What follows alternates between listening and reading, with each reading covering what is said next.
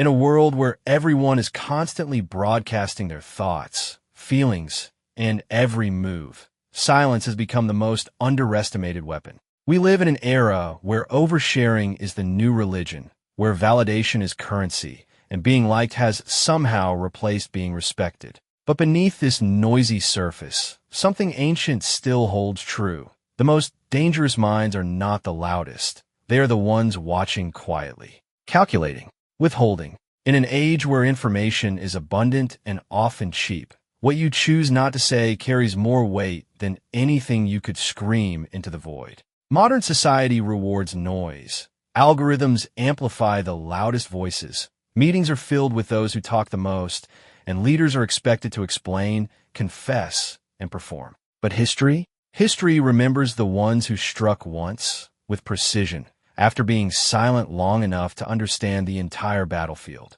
Power isn't in being seen.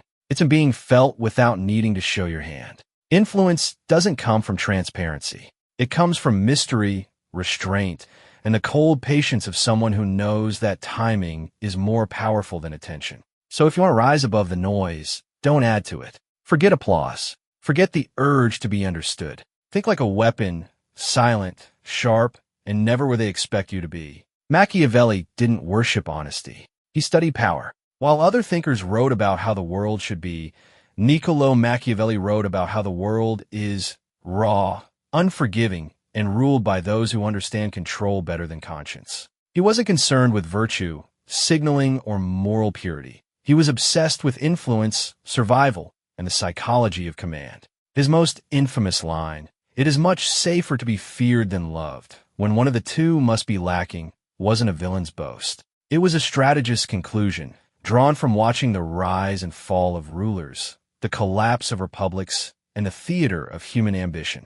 Machiavelli dissected the minds of kings, generals, tyrants, those who held power not because they were good, but because they were clever. He noticed patterns that most were too sentimental to see: the calm before a calculated betrayal, the silence before a ruthless strike, the charm of a leader who smiled while planning to dominate. Time and again, he returned to one core truth: the mind that inspires fear controls the game. Not through violence alone, but through unpredictability, distance, and precision. While idealists like Plato wrote about utopias and imagined just societies, Machiavelli wrote manuals for real men in real wars. His words weren't meant to be beautiful. They were meant to be useful. And centuries later, they still are. Today's culture is addicted to exposure. We've built a society where people document their every meal, thought, and emotion. Not for meaning, but for validation. Social media has turned a human need to connect into a compulsive need to be seen, liked, and approved of. But here's the cost. Constant visibility dilutes authority. The more you reveal, the less they respect. The more you explain, the less they fear. And once they stop fearing, they start assuming. They assume your limits, your patterns, your next move. In the workplace, this disease of overexposure takes another form. Leaders who feel compelled to explain every decision, justify every action, and hold hands through every step of the process. They believe clarity builds trust, but they miss what Machiavelli already knew. Mystique is a form of dominance. The leader who overexplains becomes ordinary, predictable, replaceable. The one who says little, acts decisively, and lets outcomes speak, that leader becomes untouchable. In personal life, we make the same mistake. We confuse vulnerability with strength. But real strength is in choosing when to be vulnerable, not in wearing your wounds as your identity. There's a fine line between emotional intelligence and emotional exposure. The former earns trust. The latter invites manipulation. The transparent mind is an easy target. The unreadable one? That's the threat no one can contain. Because it cannot be anticipated. It cannot be predicted. And most importantly, it cannot be controlled. When you let others decode you too easily, they stop respecting you. But when they don't know what you're thinking, what you want, or what you'll do next, they watch their step around you. Vulnerability, when deployed with intent, can be powerful. But when worn like a badge, it becomes weakness masquerading as authenticity. In the game of power, that's fatal. There are three kinds of silence. Each one cuts deeper than words. True power doesn't shout. It whispers, or says nothing at all. The strongest minds in history didn't dominate with noise. They ruled with restraint. Their silence wasn't absence. It was strategy. Every pause, every withheld word, every unreadable stare was a move in a larger game. Today, when people rush to react, overshare their thoughts, or fight to be heard, the one who chooses silence becomes a force that others feel but cannot define. Let's break this down, because not all silence is the same. Some silence watches, some misleads, and some haunts. 1. Calculated silence. Calculated silence is the discipline of not reacting in real time. It's the mind that hears everything, but says nothing. It watches the room, it reads the room, and only when the outcome is ripe, it moves. Not a second earlier. In negotiation, this silence is deadly. The person who speaks less usually wins. Why? Because they force the other side to fill the space. And when people talk too much, they reveal too much. They offer terms, expose limits, show insecurity. The quiet player listens, calibrates, and waits. They don't argue. They allow others to collapse under their own nervous energy. This kind of silence is about tempo control. When you respond instantly, you're dancing to someone else's rhythm. But when you pause, even for a breath, you reclaim control. You slow the conversation. You shift the balance of power. And eventually, they start adapting to you. Control the tempo. You control the outcome. Calculated silence is emotional discipline in its purest form. It's how you make others impatient, uncertain, even afraid, while staying calm. It's not passive. It's not weak. It's timing. And in any power game, timing is everything. 2. Strategic misdirection. Strategic misdirection is silence with camouflage. It's not just about saying nothing. It's about letting others think they understand you, then pulling the rug out from under their assumptions. This is the kind of silence that builds decoys. It creates false patterns. You let others believe they know your goals, your alliances, your values. And then, when it matters, you act against those beliefs. Suddenly, you're not just unpredictable. You're dangerous. Look at powerful political figures and corporate strategists. They often leak plans intentionally, not to inform the public, but to test loyalty, to observe how people respond. Sometimes, they push forward ideas they never intend to execute, just to see who resists and who supports. That's not confusion. That's control.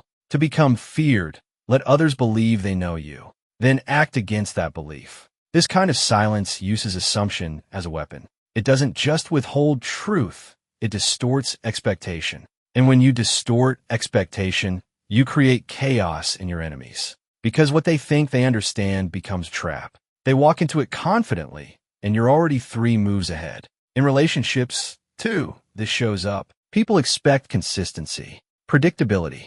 Strategic misdirection breaks that pattern. Not to manipulate, but to preserve freedom. The freedom to evolve. To act without being boxed in by others' assumptions. Remember, fear doesn't come from what people know. It comes from what they thought they knew and were wrong about. Trois hypothèses d'absence. Then there is the deepest silence of all, the silence of absence. This is not about saying less. It's about not being there at all, but still being present in everyone's mind.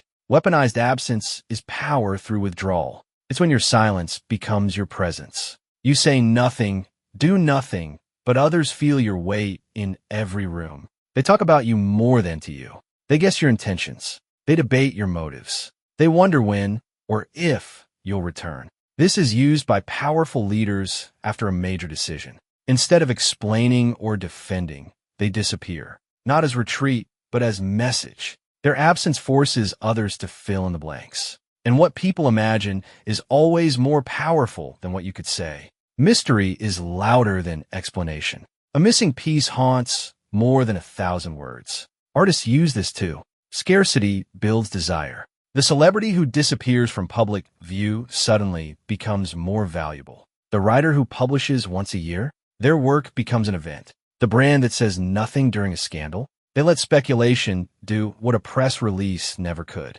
In life, too, the one who can walk away without announcement is often the one most remembered, because absence leaves a shape, a vacuum. And humans hate vacuums. They rush to fill them with stories, theories, meanings. Weaponized absence is the final layer of power. It's the ability to detach completely and still influence everything. It's not coldness. It's command. 3 kinds of silence. 3 weapons sharper than words. Calculated silence forces others to play your game. Strategic misdirection makes others question everything they know about you. Weaponized absence turns your withdrawal into influence. Together, they create a presence that can't be argued with, anticipated, or ignored. When used wisely, these silences don't make you invisible. They make you unforgettable. So, while the world competes to be seen, liked, and heard, the weaponized mind stays quiet and wins silently. The most potent form of power isn't action, it's anticipation. Fear doesn't always arise from what you do, but from what you might do. That's the psychological engine behind strategic silence. When you say nothing, you allow others to fill in the blanks. And people don't fill those blanks with neutrality. They fill them with their own projections, fears, doubts, insecurities, fantasies. In doing so, your silence grows larger than your actual presence. You become a mirror that reflects their uncertainty back at them. You become unpredictable, and in human psychology, unpredictability is often interpreted as danger. Behavioral psychology confirms this. Ambiguity increases perceived threat. In ambiguous situations, our brains instinctively prepare for the worst. This is a survival mechanism. We imagine danger so we can prepare for it. So when your silence leaves a question mark, people don't assume innocence. They assume power. They start overanalyzing your tone, your timing, your intent. They ask, what is he thinking? What is she planning? And eventually, what if I've already lost? In real-world dynamics, dominant figures always speak less. Not because they lack opinion, but because they don't need reassurance. Their silence signals confidence, control, and detachment from emotional reactivity. They don't argue. They don't defend. They let others spiral while they remain still. That stillness becomes magnetic. The mind that does not seek validation becomes the mind others try to validate themselves through. This is why strategic silence is so psychologically powerful. It forces others to do your emotional labor. They debate your meaning while you stay motionless. They chase your attention while you remain indifferent. They try to earn your words, not because you said something brilliant, but because you said nothing at all. And in that vacuum you ascend, not through noise, but through mental gravity. Modern society worships the opposite of power. It tells us to be open, expressive, constantly available, to wear our hearts on our sleeves and our thoughts on timelines. We're taught that vulnerability is virtue, that being likable is the highest currency, and that the more we share, the more authentic we become. But the truth is, this culture of openness has made us predictable, programmable, pacified. In our chase for connection, we've sacrificed mystique. In our addiction to relatability, we've discarded authority. Contrast this with how the ancients understood power. Warriors didn't just train their bodies, they trained their minds. They learned patience, silence, and restraint. Monks took vows of silence not as a limitation, but as a discipline, because they understood that words dilute energy and that power grows in stillness. A single, well-placed action was worth more than 1,000 confessions. Today, we've confused transparency with truth. But as Machiavelli warned centuries ago, the truth that's spoken loses leverage. Once a thought is exposed, it can be debated, challenged, dismissed. But when it remains concealed, it lingers. It holds weight. It influences not through approval, but through intrigue. The more others think they know you, the less dangerous you become. The less they know, the more they fear what you're capable of. And here lies the great cultural lie, that being likable is the same as being respected. It's not. Likability is about comfort. Respect is about edge. You can be liked and ignored, but you cannot be respected and forgotten. Respect doesn't come from oversharing. It comes from strategic restraint, from knowing when to speak, and more importantly, when not to. In a world obsessed with making everything visible, power still lives in the shadows. And those who understand that don't follow culture, they command it. So how do you apply this mindset in the real world, where every message, meeting, and moment seems to demand your reaction? How do you think like a weapon in a world that trains you to be an open book? Start with leadership. If you want to command respect, stop over-explaining. The most powerful leaders don't narrate every detail. They state the vision, set the tone, and let others fill in the rest. Why? Because when people have to interpret your words, they attach more meaning. They project greatness, foresight, and depth, whether you said it or not. Ambiguity, when intentional, creates presence. A clear, decisive statement lands harder when it's not cluttered with justifications. Speak less, and what you do say will carry more weight. In negotiation, silence is leverage. Most people talk themselves into weakness by trying to fill the gaps. Resist the urge to correct the silence. Let the discomfort serve you. When you pause, the other side reveals their hand. They assume you're thinking deeply or that you see something they don't, even if you're just counting the seconds. The longer you stay calm and unreadable, the more pressure they feel to make the next move. That's how you win, not by reacting, but by holding space. In relationships, emotional openness is important, but not without boundaries. Don't disclose every thought or feeling the moment it arises. Leave room for wonder. Power dynamics aren't about control. They're about maintaining mutual respect. Predictability dulls attraction. Mystery sustains it. When you hold something back, not out of manipulation, but maturity, you preserve your emotional sovereignty. And that makes you more trustworthy, not less. In your digital life, rethink your online presence. Don't post everything. Don't make your every move traceable. Silence, in this space, becomes part of your personal brand. It signals confidence, selectivity, depth. The person who shares less becomes harder to read,